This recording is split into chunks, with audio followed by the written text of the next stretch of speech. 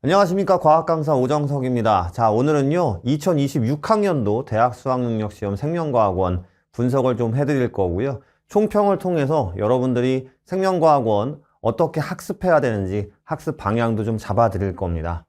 우선은 문제에 대해서 좀 분석을 좀 해보면요, 이제 생명과학원은 어떻게 보면은 틀이 정해져 있는 편입니다.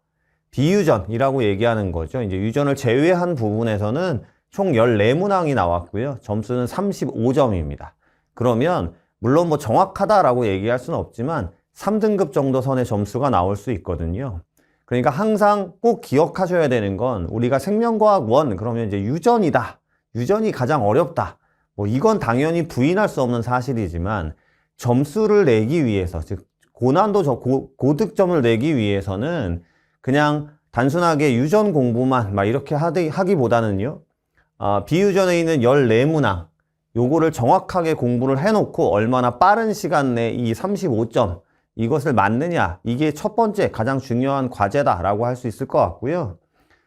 이번에 수능에서의 특징은 무엇이냐면, 이따가 문제를 통해서 또 설명해 드릴 겁니다만, 방형구법에서의 그림이 나오는, 뭐 지금까지 중요치 문항이 많이 나오긴 했습니다만, 방형구법에서 그림을 가지고 중요치를 구하는 문제들은 또 출제 빈도가 낮았었거든요.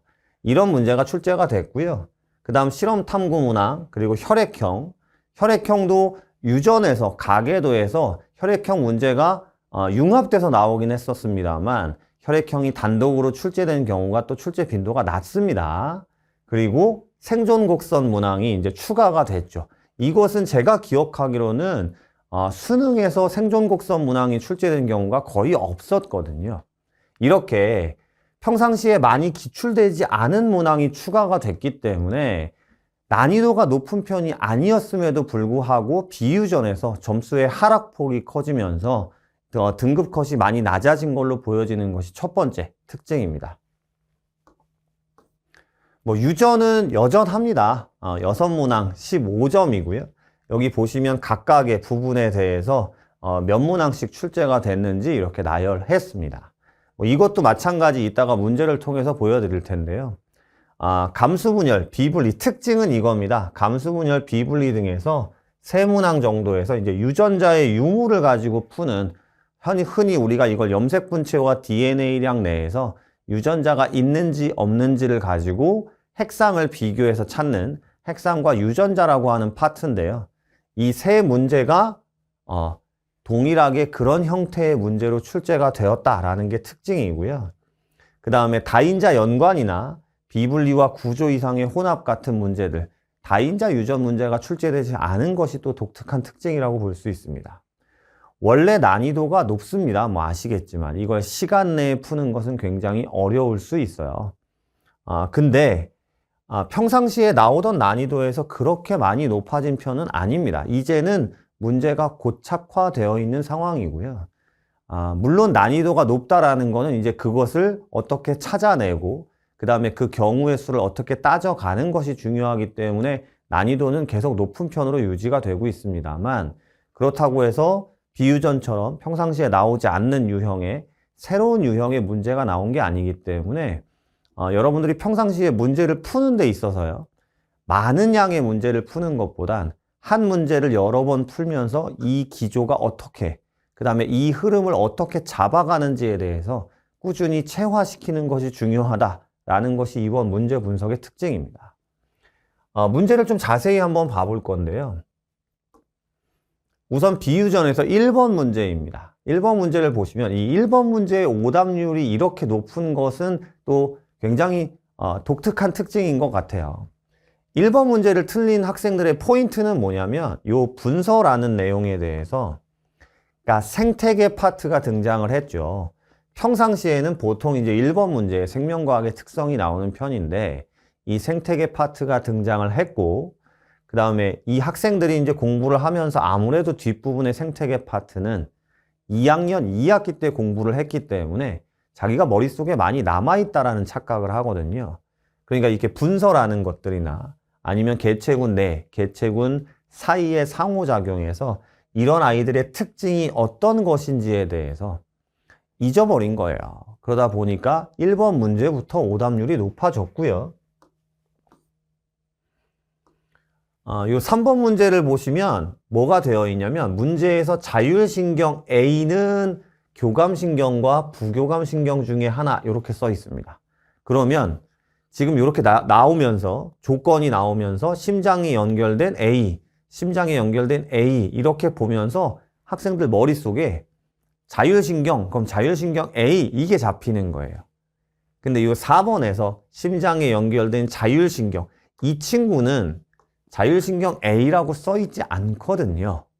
그런데 이렇게 연결돼서 문제를 풀다 보니까 여기 있는 것도 당연히 자율신경 A일 거야 라고 생각하면서 또 틀리게 되는, 결론을 따지면 이제 맨 뒷부분으로 가면서 집중력이 많이 부족해진 상황인 거죠. 근데 이렇게 언어적으로 뭔가를 비유전에서 계속 집어넣거나 우리가 소위 얘기하면 기출이 많이 되지 않았던 걸 집어넣다 보니까 학생들의 등급, 그 다음에 점수 이런 부분이 많이 낮아진 걸로 보여진다는 거죠. 거꾸로 얘기하면 어려워서 못하겠다라는 것이 아니라 집중을 끝까지 가져가야 되고 공부할 때도 매번 나오던 것뿐만 아니라 이제 해야 될 것들은 꼭 공부를, 개념 공부를 명확하게 해놔야 된다는 뜻입니다. 지속적으로. 이 6번 문제가 아까 말씀드렸던 방영구법 그림 문제입니다. 요 그림 문제, 그 다음에 여기 11번 문제, 혈액형만 단독으로 나왔던 문제, 그리고 요게 이제 생존 곡선 문제거든요. 기출 빈도가 굉장히 낮은 이 문제들은 오히려 2학년 아이들한테 풀라고 하면 잘 풉니다. 왜냐면 2학년 아이들은 내신 공부를 하면서 이런 문제들도 단원별로 많이 풀었거든요. 근데 고3이 됐는데 오답률이 왜 높으냐? 지금 이 문제 같은 경우는 오답률이 55%나 됩니다. 그럼 왜 이렇게 높으냐? 결론은 딱 하나가 되는 겁니다. 3학년 올라가서 1년 동안 이 바쁜 과정에서 이런 문제들은 기출 빈도가 적기 때문에 아무래도 기출 문제집에도 이 문제는 빈도가 적겠죠.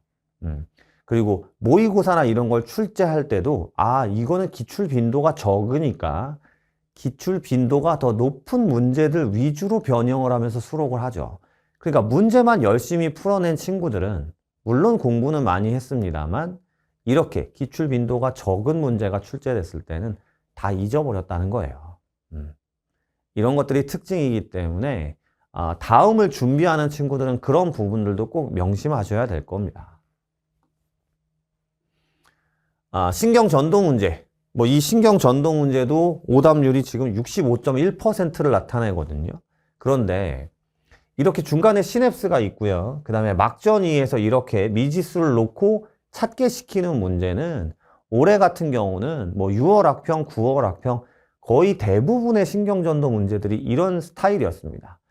근데 왜 이렇게 또 오답률이 높으냐? 정확하게 분석이 되긴 좀 어렵습니다만 제가 봤을 때는 앞에 비유전 부분에서 점점 이제 스트레스가 쌓인 거예요. 그러니까 시간이 오래 걸렸다 보니까 남은 유전 문제들도 풀기 위해서는 이 부분에서 집중하기는 또 어려웠다라는 거죠. 그러다 보니 또 어떤 상황이 벌어진 거냐면 이 근수축 문제에서도 이 근수축 문제 그렇게 난이도가 높은 편 아닙니다. 우리 많이 해왔던 문제들이거든요. 이렇게 분수꼴의 근수축 문제. 이 근수축 문제의 오답률은 74.5%입니다. 점점 이제 시간적인 압박 그리고 스트레스가 쌓여갔던 걸로 보여져요. 비유전에서 벌써 이렇게 점수의 하락폭이 커지다 보니까 그 다음 이제 유전 문제로 들어가는 거죠. 그럼 유전 문제로 들어가는데 9번부터 난이도가 만만치 않습니다. 그러다 보니까 더 이제 힘든 상황일 거예요. 9번 같은 경우는 오답률이 77.8%가 나타나게 됐고요. 자, 이제 유전 문제의 오답률은 보통 76%대 이상을 넘어갑니다. 이번 생명과학원의 특징은. 그런데 자, 오답률이 높다, 어렵다. 이제 이런 것들은 많이 말씀드렸으니까 놔두고요. 한번 유전 문제의 흐름을 한번 설명해 드릴 건데요. 지금 보시면 제가 아까 처음에 말씀드렸지만 이렇게 대립유전자의 유무를 가지고 핵상과 유전자를 가지고 9번 문제가 출제가 됐습니다. 처음 나오는 유형은 아닙니다. 자주 나왔던 유형입니다. 9번 문제가 이랬고요. 지금 14번 문제 같은 경우는 이렇게 또 아까랑 똑같은 형태의 모습이긴 한데요. 이번에는 이렇게 DNA 상대량까지 집어넣어서 유전자의 유무 그리고 DNA 상대량의 연결 이렇게 나오는 문제입니다. 이게 14번 문제고요. 17번 이렇게 비분리 수이상 유전병이 있는 문제도 여기 마찬가지로 이번에는 발현 여부 그리고 DNA 상대량. 자, 17번과 14번 문제의 표현법을 보시면 물론 여기는 유전자의 유무고 DNA 상대량이고요. 여기는 형질의 발현 여부와 DNA 상대량이지만 어쨌든 지금 유전의 큰 틀을 보시면 이번에 수능에서 나왔던 형태의 모습들은 어떻게 보면 학생들에게 일관성 있는 이런 문제 형태의 모습을 보여주고 있다. 지금까지 나왔던 문제 중에서 이런 특징이 있죠. 그럼 우리가 앞으로 공부할 때도 우선 이런 유형에 대한 연습 그리고 문제 푸는 요령의 습득 이런 것들이 중요하다라는 걸 보여줄 수 있는 겁니다. 뭐 가계도 같은 문제도 마찬가지지만요. 가계도 같은 문제도 이렇게 DNA 상대량의 합, 뭐 이렇게 OX 유전자의 유무나 형질 발현 유무는 없지만 DNA 상대량 같은 문제들, 이렇게 합 같은 문제들. 그러니까 유전 문제의 총 4문제 정도가 이런 형태의 문제들로 보여졌다라는 거라는 건 난이도가 높고 어렵고 한 것 물론 단점 부분도 있지만 이번 수능에서는 이렇게 일관성 있는 문제 스타일로 흐름을 잡아갔구나 라는 것들을 얻을 수 있는 장점도 있다는 겁니다. 되시겠습니까? 나머지 한 문제는 이제 복대립 연관 문제였고요. 이 복대립 연관 문제도 다인자가 빠졌기 때문에 뭐 평상시에 복대립과 다인자 연관 이렇게 들어가는 것보단 또 다른 형태라고 될 수 있지만 많이 기출됐던 모습이다 라는 것들을 보여줄 수 있어요. 유전은 이제 많이 기출됐기 때문에 그런 유형들을 가지고 연습하는 것 그리고 이런 일관성 있는 흐름을 먼저 공부하는 것 이게 남아있는 생명과학원 공부에 대한 흐름이라고 할 수 있습니다. 전체적인 총평을 드리면요. 계속적으로 같은 말씀을 드립니다만 유전에 대해서는 이제 시간적 압박이 있죠. 뭐 킬러 문제들도 있고요. 그런 문제들 때문에 이제 힘들어 할 수 있어요. 당연히 시간도 오래 걸릴 수 있습니다. 근데 작년 수능부터 이어져서 DNA 상대량의 연계 흐름 그리고 올해 수능에서의 아까 말씀드렸던 유전자 유무를 포함해서 DNA 상대량의 연계 문제가 위주로 출제가 됐기 때문에 유전 공부에 대해서 가이드를 제시했다라고 생각할 수 있으면 될 것 같고요. 아무래도 이게 개정생명과학원에서 가계도와 돌연변이가 진로선택 생물의 유전으로 분리되면서 이제 감수분열 부분에 대한 집중도를 높이지 않나 그 부분에 대한 가이드를 제시하지 않았나 라고 저는 생각이 듭니다. 비유전 난이도는 확실히 증가했어요. 언어적으로도 힘들어졌고요. 그 다음에 예전 같으면 병원체가 혼자 나오게 될 것을 이제 병원체와 방어작용 이렇게 융합되는 문제들이 많이 출제가 되려고 하고 있고요. 그리고 이렇게 아까 말씀드렸던 방영국 그림이나 생존 곡선이나 이렇게 혈액형 문제나 이 기존에 단독으로 출제되지 않았던 문제들 위주로 또 출제를 하는 모습들이 보여지기 때문에 이제 비유전 난이도는 조금 높아졌다라고 보여지고요.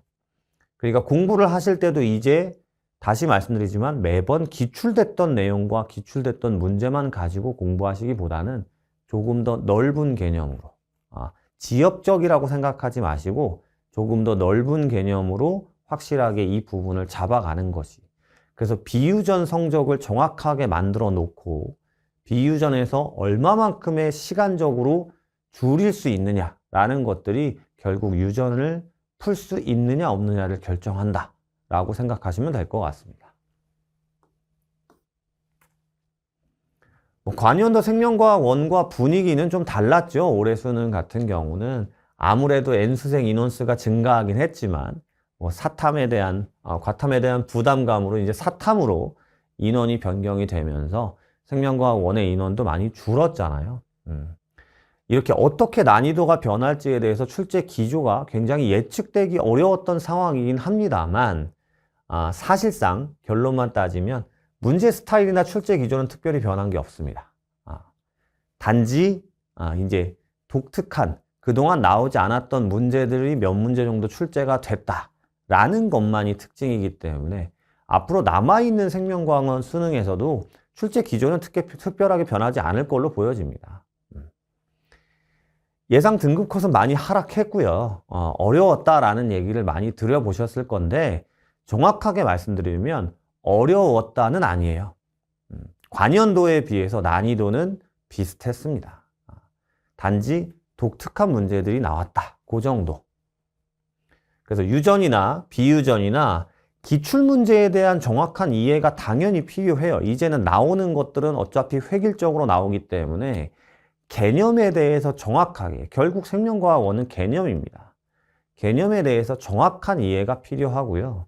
문제를 푸실 때도 이 문제가 어떤 흐름으로 나오게 되는 거고 다양한 문제를 풀다기보다는 하나의 흐름을 가지고 있는 문제에 대해서 그걸 여러 문제를 풀면서 이거와 같은 문제 스타일을 가진 문제들은 어떤 식으로 풀어야 되는지를 정확하게 가지고 계시는 게 중요합니다. 그리고 매번 나오는 내용뿐만 아니라 전체적인 내용에 대해서 폭넓은 공부가 필요하다라는 것이 이번 생명과학 1에 대한 특징이라고 볼 수 있습니다. 자, 지금까지 2026학년도 대학 수학능력시험 생명과학원 총평이었습니다.